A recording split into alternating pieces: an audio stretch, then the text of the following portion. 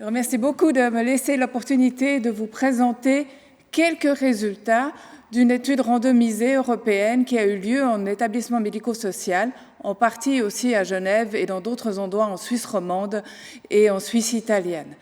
En fait, l'enjeu de cette étude, c'était de démontrer qu'on peut introduire une formation de soins palliatifs pour les soignants médicaux et infirmiers qui finalement améliore la qualité de vie des résidents. Je devais faire ce flash avant le Covid, mais en fait, il a pris toute son importance au cours des derniers mois. Pourquoi ? Parce que nous savons qu'en Suisse, environ 40% des décès ont lieu à l'heure actuelle en EMS.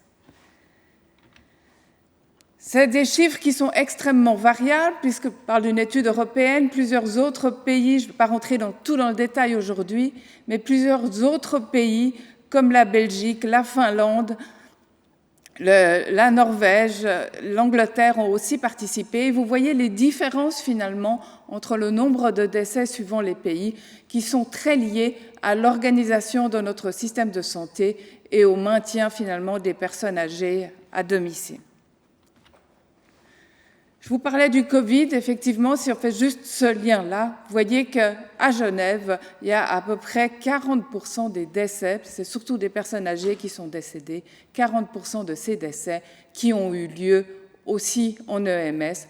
Donc finalement, bien sûr qu'il y a toute l'infrastructure, mais aussi toutes les formations du personnel qui est extrêmement importante. Donc, si on parle de cette approche palliative en EMS, on sait que c'est extrêmement variable d'un EMS à l'autre, qu'il y a certaines recommandations quelquefois cantonales ou des recommandations nationales. En Suisse, il y a de très nombreux cantons qui ont introduit des sensibilisations courtes. Pour la plupart, c'est 3 jours de formation, quelquefois que pour les soignants, quelquefois pour l'ensemble du personnel. À Genève, depuis 1 an, on a introduit une formation avec le centre de simulation. On essaye vraiment de travailler sur des situations cliniques en incluant l'ensemble du personnel. Mais finalement, quand on met, je dirais, toute cette énergie pour former le personnel soignant dans les maisons de retraite, est-ce qu'on est vraiment sûr qu'on améliore la qualité de vie et surtout la qualité, je dirais, de fin de vie des résidents qui décèdent ? Et là, on a encore beaucoup de questions. Je vous montre encore juste cette conclusion de la revue Cochrane de 2011 qui montre qu'on doit encore faire d'autres études pour montrer que finalement, on peut améliorer la qualité de vie des résidents.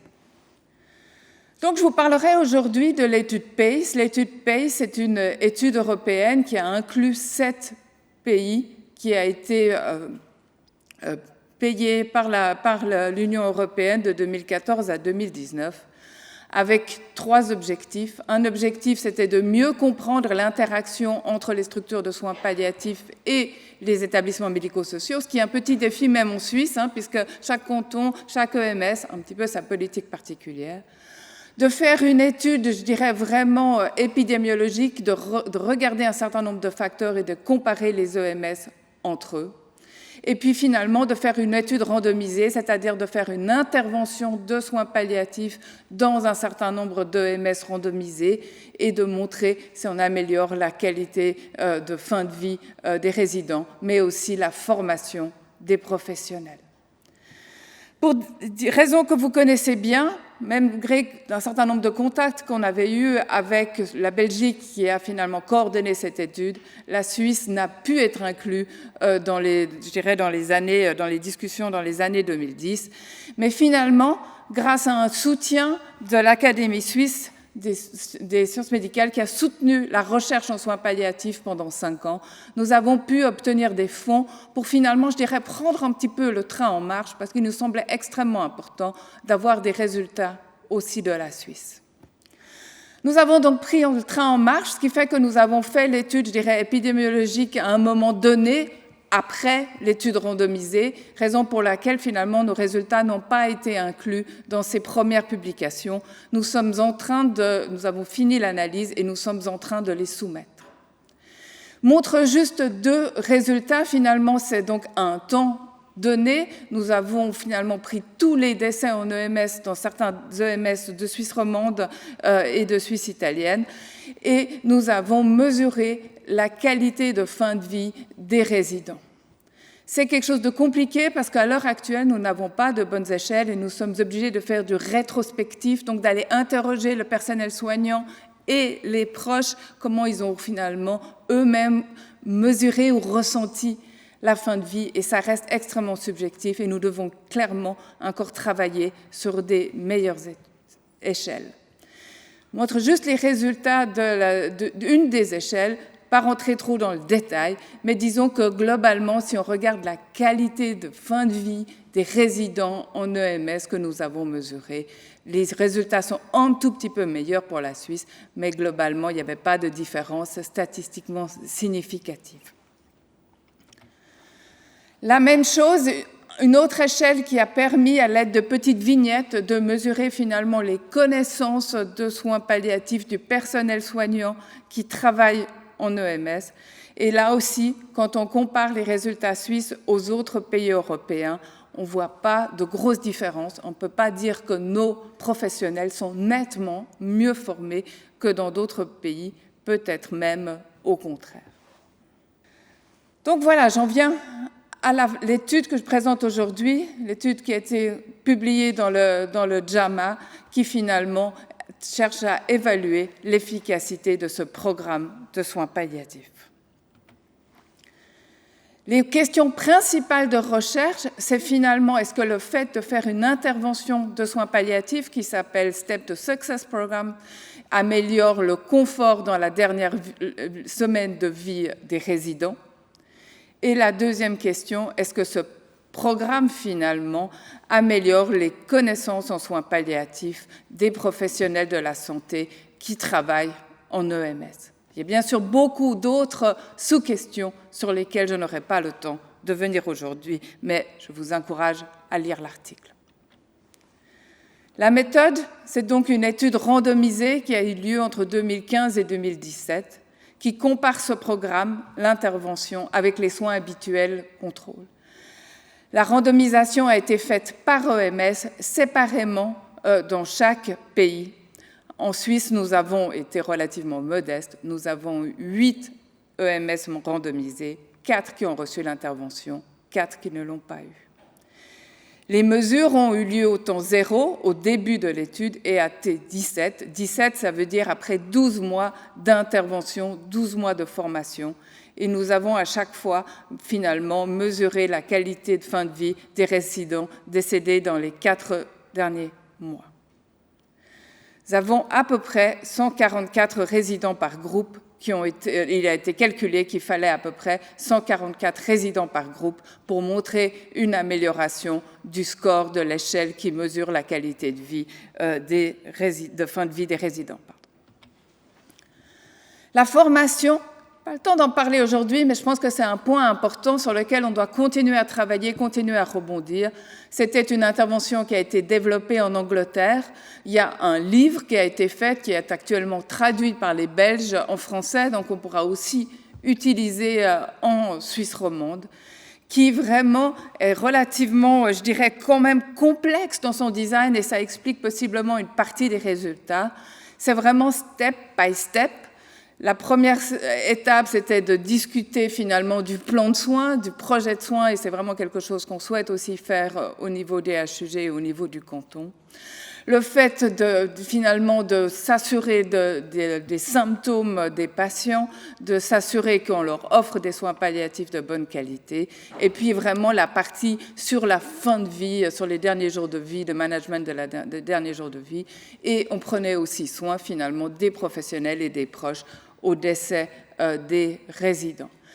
Je pense que le point fort de ce programme, c'est qu'il a été extrêmement bien codifié. Il y avait un Train the Teacher, mais aussi Teacher, on a envoyé des soignants en Angleterre qui ont été formés, ils sont revenus ici, ils ont formé dans chaque EMS les personnes qui ont fait les formations. Enfin, c'était extrêmement codifié et extrêmement bien fait. Le deuxième point fort aussi de cette intervention, c'est que tous les médecins traitants, les médecins répondants des EMS ont été fortement impliqués. Ils n'avaient finalement pas, entre guillemets, si je peux parler comme ça, le droit de ne pas participer. On les a fortement impliqués, en particulier dans la décision de prise en soin des résidents. Pas rentrer trop dans le détail, mais il y a eu donc dans la randomisation 39 EMS en Europe qui ont été dans le groupe contrôle et 39 dans le groupe intervention, avec finalement la majorité des EMS qui sont arrivés au bout. Je dirais, il y a eu finalement relativement peu de drop-out des EMS, et je vous ai déjà dit 8 en Suisse. Les résultats sur les résidents, ça c'est juste les caractéristiques des résidents qui ont été analysés, relativement, je dirais, classiques de résidents en EMS, âgés, plutôt des femmes, plutôt dépendants dans les activités de la vie quotidienne, et une proportion importante de patients, de résidents atteints de démence. Maintenant, les résultats, quand on regarde finalement avant l'intervention et puis après l'intervention, donc finalement, quand on regarde, surtout on regarde dans les EMS qui ont eu l'intervention, les scores de cette fameuse échelle sur laquelle je n'ai pas le temps aujourd'hui de rentrer, donc de End of Life Disease, ça va assez vite, on n'a pas besoin de faire des statistiques trop compliquées pour montrer que le score avant l'intervention est identique au score après l'intervention, avec finalement relativement peu de différences dans les différentes sous-échelles. Donc malheureusement, cette échelle ne nous a pas permis de montrer que cette formation qui a quand même duré une année, qui a pas simplement impliqué tout l'ensemble de l'EMS, a permis d'améliorer la qualité de fin de vie des résidents. Les soignants aussi, je dirais, relativement classique des professionnels qui travaillent en EMS. Ça, on a seulement interrogé sur les connaissances les infirmières et les aides-soignants. Ce qui est quand même important, c'est qu'il y avait quand même à peu près 50% d'aides-soignants qui ont été inclus dans cette étude. Et ça, je pense que c'est important aussi après pour l'interprétation des résultats. Et là aussi, de nouveau, je vous ai dit, on a fait cette fameuse échelle aux professionnels où on a mesuré leur connaissance de soins palliatifs. Et vous voyez que suivant les différents, même si on revient sur les différents facteurs, sans rentrer trop dans les détails, à part certains facteurs liés vraiment à la prise en charge de la fin de vie, peut-être qu'on leur a donné quelques éléments. Malheureusement, il n'y a aucun élément qui est vraiment statistiquement à la limite de la statistique, mais finalement, on a un peu amélioré la formation des professionnels, mais relativement peu. Donc, il y a quand même des forces de cette étude, et je suis contente de vous la présenter parce que vous montrez que c'est une petite énergie de faire une étude comme ça, randomisée, avec tout le cadre que ça signifie dans les EMS. On a pu la faire dans 7 pays européens et que cette rigueur de l'implémentation de l'intervention était vraiment extrêmement forte et on a énormément appris sur ce qu'on pouvait faire. Malgré tout, l'intervention a été bien sûr adaptée aux EMS parce que finalement, on devait quand même s'adapter aux outils d'évaluation, à la prise en charge. On ne pouvait pas faire que du couper-coller de ce qui venait d'Angleterre. Les limites, probablement que le programme était trop complexe pour être implémenté en un an dans un milieu qui n'avait pas toujours l'habitude de ce genre de formation. L'implémentation du programme était possiblement sous-estimale, c'est encore des résultats qui vont être publiés. En Suisse, je pense qu'on a été relativement bon dans les compliances, puisque pour chaque cours, on notait exactement le nombre de personnes qui étaient présentes, etc. Mais dans d'autres pays, leur compliance était nettement moins bonne. L'autre point important, c'est la formation de base des soignants. C'est vrai que je vous ai montré, il y avait 50% de professionnels qui étaient des aides-soignants et que possiblement, finalement, ils n'avaient peut-être pas toujours la formation de base suffisante et que finalement, on devrait d'abord augmenter cette formation de base avant de leur donner des formations de soins palliatifs. Et possiblement que les outils qu'on a utilisés pour mesurer finalement l'efficacité de l'intervention n'étaient pas les bons et que là, on doit encore travailler sur les outils. Conclusion, c'est vrai que c'est encore quelque chose sur lequel on doit travailler sur l'importance de mesurer les bénéfices des formations qu'on donne. On donne énormément de formations, par exemple en soins palliatifs, mais on doit encore travailler sur vraiment pour démontrer qu'on est efficace et qu'on améliore la qualité de soins des résidents, mais aussi des patients ici à l'hôpital. C'est possible de faire des études randomisées en EMS, ça demande une certaine énergie et j'aimerais profiter pour remercier toutes les personnes qui ont travaillé sur cette étude, que ce soit ici en Suisse romande ou en Suisse italienne. Et que, comme je vous l'ai déjà dit, on doit encore mieux développer nos outils pour mieux mesurer la qualité de fin de vie des patients ou des résidents. Je vous remercie beaucoup pour votre attention.